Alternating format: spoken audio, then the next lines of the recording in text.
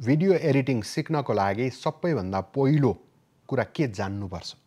Thumbnail कहाँ बनाउने? फोटोसपमा बनाउने होला कि क्यानभामा बनाउने होला कि क्यापकटमा बनाउने होला कि प्री बिल्ट टेम्प्लेटहरू गर्ने होला कि जसरी नेपाली भाषा पढ्नको लागि हामीले अ आ इ ई क का कि क ख ग घ पढ्नुपर्छ, त्यस्तै गरी भिडियो एडिटिङको सबैभन्दा पहिलो जानकारी तपाईले बुझ्नै पर्ने कुरा भनेको फ्रेम हो।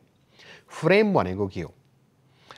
हामीले क्यामेराहरू जति पनि अहिलेको क्यामेराहरू हेर्छौँ, मोबाइलहरू हेर्छौँ, यी सबै क्यामेरा र मोबाइल जस्ता डिभाइसहरूले फोटो पनि खिच्छन् र भिडियो पनि खिच्छन्। कसरी एउटै इक्विपमेन्टले फोटो पनि खिच्न सकेको होला, भिडियो पनि खिच्न सकेको होला? यो एउटा अचम्म लाग्दो कुरा छ है। तर अलिकति कन्सेप्ट बुझ्यो भने यो बुझ्नको लागि अझ सजिलो हुन्छ। यो चाहिँ अब तपाईलाई थ्योरी क्लास जस्तो लाग्ला, तर यो नबुझिकन अगाडि बढ्न सकिँदैन। यसको एकदमै ठुलो महत्त्व छ। यदि तपाईले यो बुझ्नु भएन भने भिडियो एडिटिङ गर्न सक्नुहुन्न। यो कुरा लेखेर राख्नुस्। त्यही भएर अलिकति शान्तसँगले नआत्तिकन सुन्नु होला। फोटो भनेको एउटा फ्रेम हो। तपाईले क्यामेरा लिनुभयो, खिचिक्क पार्नुभयो, क्लिक गर्यो अनि एउटा फोटो खिच्यो। In that moment of time त्यतिखेर क्यामेराले जे देख्यो त्यो स्प्लिट सेकेन्ड भित्रमा उसले जे देख्यो त्यो चाहिँ नि क्याप्चर गरेर तपाईलाई देखाउँछ। त्यो एउटा फोटो भयो। त्यसलाई एउटा फ्रेम भनेर बुझौँ। FRAME frame. भिडियो भनेको चाहिँ के हो भनेदेखि तपाईले भिडियो मोडमा क्यामेरालाई राख्नु भएपछि त्यो क्यामेराले 1 सेकेन्डमा कम्तीमा 24 वटा फोटो खिचिराख्छ, तर तपाईलाई साउन्ड नदिकन, click click click click click नगरिकन हो। भिडियो मोडको खासियत चाहिँ त्यो हो। भिडियो क्यामेराहरूको खासियत त्यो हो। भिडियो भनेको कुनै एउटा अमुक वस्तु अथवा अमुक कुनै एकदमै अचम्म लाग्दो चिज केही पनि होइन। भिडियो भनेको फोटोहरूको श्रृङ्खला, एउटा सिक्वेन्स हो है। 1 सेकेन्ड भित्रमा एउटा क्यामेराले 24 वटा फोटो, सिक्वेन्सियल फोटो त्यही ठाउँको, त्यही व्यक्तिको, त्यही अब्जेक्टको खिचेर एकै ठाउँमा राखेर एउटा फर्म्याटमा दिन्छ तपाईलाई, जसले तपाईलाई 1 सेकेन्डको भिडियो दिन्छ है। भिडियो भनेको फोटोहरूलाई एकै ठाउँमा राखेर एउटा प्लेयरले प्ले गर्दाखेरि सिक्वेन्सियल रूपमा त्यो फोटोहरू प्लिक प्लिक प्लिक आउँदाखेरि तपाईलाई भिडियो मुभिङ अब्जेक्ट जस्तो लाग्ने हो। हुन चाहिँ फोटो नै हो र ती इन्डिभिजुअल फोटोहरूलाई फ्रेम भनिन्छ है। तपाईले लेखेको देख्नु भएको होला, भनेको सुन्नु भएको होला, FPS भनेर, frame per second. Frame per second भनेको के हो भने 1 सेकेन्डमा त्यो क्यामेराले कुन सेटिङमा राखेर खिचेको छ, कतिवटा फोटो खिच्ने भन्ने कुराको त्यसको जानकारी चाहिँ फ्रेम पर सेकेन्ड FPS ले दिन्छ। 30 फ्रेम पर सेकेन्ड हुन्छ, 24 फ्रेम पर सेकेन्ड हुन्छ, 60 फ्रेम पर सेकेन्ड हुन्छ, 120 फ्रेम पर सेकेन्ड हुन्छ।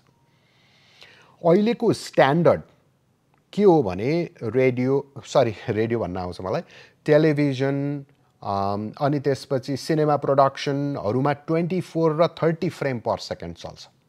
हाम्रो आँखालाई हेर्दाखेरि नबिजाउने खालको मुभमेन्ट 24 फ्रेम पर सेकेन्डको भिडियोले दिन्छ।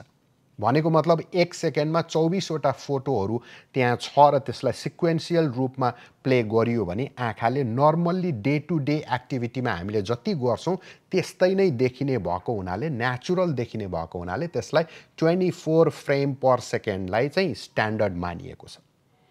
अहिले अब टेलिभिजनहरूमा 30 फ्रेम पर सेकेन्ड चल्छ।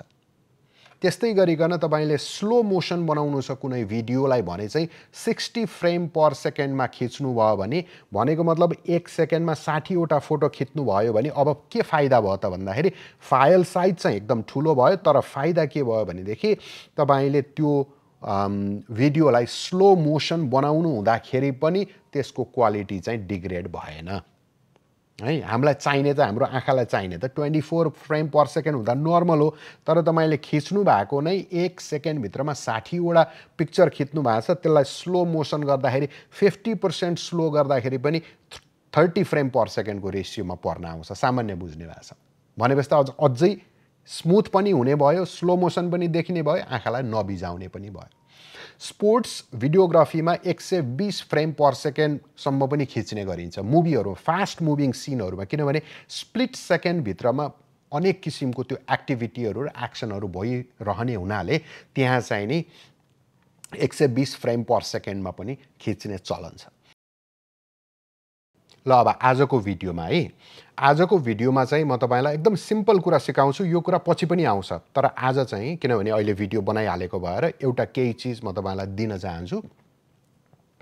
भिडियो हामीले क्रिएट गरिसकेपछि, बनाइसकेपछि, एडिट गरिसकेपछि, चाहे प्रिमियर प्रो, एडोबीको प्रिमियर प्रोमा एडिट गरौँ, डाभिन्सी रिजल्भमा गरौँ, चाहे क्यापकटमा गरौँ या अरू कुनै पनि सफ्टवेयरमा हामीले भिडियो बनाऊँ, अहिलेको सोसल मिडियाहरूमा राख्नको लागि हामीलाई थम्बनेल चाहिन्छ हैन। थम्बनेल कहाँ बनाउने? फोटोसपमा बनाउने होला कि क्यानभामा बनाउने होला कि क्यापकटमा बनाउने होला कि प्री बिल्ट टेम्प्लेटहरू गर्ने होला कि थुप्रै तरिकाहरू हुन्छन्। त्यसको लागि छुट्टै क्लास हुन्छ, एउटा दुईटा तीनटै क्लास हुन सक्छ थम्बनेलको। तर आज चाहिँ किनभने हामीले फ्रेमको बारेमा कुरा गरिरहेको भएर त्यही फ्रेमको टेक्निकलाई युज गरेर, त्यही अहिले हामीले सिकेको नलेजलाई युज गरेर कसरी थम्बनेल बनाउने भनेर म तपाईँलाई सिकाउँछु है। थम्बनेल बनाउनको लागि अहिले मसँग यतिखेर एडोबी प्रिमियर प्रो खोलिरहेको छ। त्यहाँ एउटा भिडियो छ हैन, टाइमलाइनमा यो टाइमलाइन भयो, यो भिडियो भयो। अब मानिलिउँ यो भिडियो मैले एक्सपोर्ट गरिसकेको छु र तर अब यसको चाहिँ थम्बनेल बनाएको छैन भनेदेखि म के गर्छु भने यो प्लेहेडलाई यसरी लिएर गएर एक ठाउँमा जहाँनिर मलाई मन परेको एक्सप्रेसन आउँछ त्यो थम्बनेलको लागि उपयुक्त, जस्तो गरेको छ नि हो, यो गरे नि कस्तो सरप्राइज जस्तो लुक भयो नि त हैन। हो, यहाँनिर गएर प्लेहेडलाई राख्छु। अब के गर्छु भनेदेखि यसलाई चाहिँ हामीले यत्तिकै यो आइकनलाई थिचेर एक्सपोर्ट फ्रेम, तपाईँले देख्नुभयो एक्सपोर्ट फ्रेम भनेर आउँछ। भनेको मतलब चाहिँ यो फोटो हामीले एक्सपोर्ट गर्न सक्छौँ, एउटा फाइल मात्रै एक्सपोर्ट गर्न सक्छौँ। तर म चाहिँ इन्टायर थम्बनेल नै यहीँ बनाउन चाहन्छु। त्यसले गर्दाखेरि टाइपिङ टुल लिन्छु र यहाँनिर गएर यहाँ टाइप गर्न थाल्छु, कसरी गर्ने हैन, कसरी गर्ने। यसलाई चाहिँ यो सिलेक्सन टुल लिने, अलिकति यसको यो बक्स सानो बनाउने अनि यहाँनिर राख्ने है, अनि यसलाई अलिकति ठुलो बनाइदिउँ। अब यो लेयर चाहिँ नि कसरी गर्ने भन्ने टेक्स्टको लेयर भयो भने अब यसलाई कपी गरेर यसको माथि पेस्ट गर्छु, कपी गरेर यसको माथि पेस्ट गर्छु र यसलाई चाहिँ यो पोजिसन लिएर अलिकति तल झार्छु। हो, अब यसलाई चाहिँ के गर्छु भने कसरी गर्ने, भिडियो एडिटिङ, अनि यो कोठा सानो भएको हुनाले छोपियो, यसलाई अलिकति सानो बनाऊँ हैन। अब कसरी गर्ने, भिडियो एडिटिङ भयो।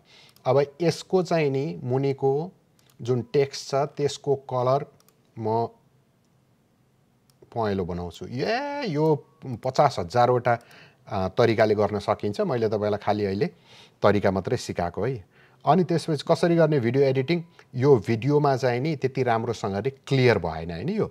अब एउटा तरिका के हुन्छ भन्दाखेरि यहाँनिर एउटा रेक्टेङ्गल टुल ल्याएर यसरी ड्र गर्ने, अनि त्यो रेक्टेङ्गल टुलको जुन त्यो सेप छ त्यसलाई चाहिँ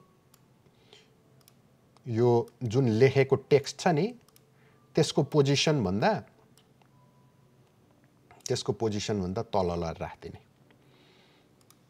जस्तो अब यो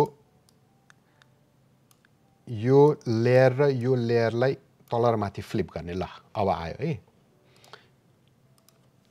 अनि यो रेक्टेङ्गललाई यस्तो गर्ने अनि यहाँसम्म तान्दिउँ, अनि यो इन्टायर स्क्रिनलाई अलिकति सानो बनाऊ, अल्टर थिचेर त्यो माउसको घोड्रा घुमाएर, अनि यो त राम्रो भयो। तर यहाँनिर अलिकति त्यति साह्रो एकदम राम्रो एकदम ब्लेन्ड भएन कि। भनेपछि अब यो शेपको ब्लेन्डिङ मोड भन्ने हुन्छ, यहाँ शेपको ब्लेन्डिङ मोडलाई गएर चाहिँ तपाईँको ओपेसिटी भित्र ब्लेन्डिङ मोड हुन्छ, यसलाई स्क्रिन ब्लेन्डिङ मोड गरौँ है त। स्क्रिन हो, स्क्रिन गर्दाखेरि यसको स्क्रिन जस्तो देखियो, तर यसको ओपेसिटी एकदमै कम भएर गयो। त्यसले गर्दाखेरि नर्मल नै गरौँ, बरु त्यसको ओपेसिटी चाहिँ अलिकति घटाऊँ, सो द्याट हो यस्तो भयो। अनि यो कसरी गर्ने, भिडियो एडिटिङ भयो हैन त। यति गरौँ। अब एकदम सिम्पल सबैभन्दा सिम्पल थम्बनेलै यही होला। ल अब यति गरिसकेपछि यहाँनिर यसलाई चाहिँ नि गएर फ्रेमलाई यो क्यामेराको आइकनलाई थिचेर फ्रेमलाई एक्सपोर्ट गरौँ।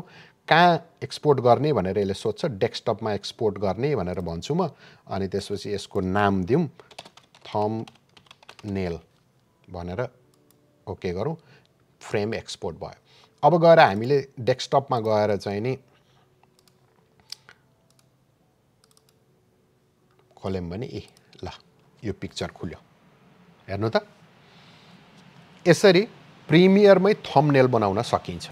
अर्को भिडियोमा म तपाईलाई अरू थुप्रै कुराहरू सिकाउँदै जानेछु। तपाईँ आफ्नो कम्प्युटर लिएर तयारी अवस्थामा बस्नुहोस् है त।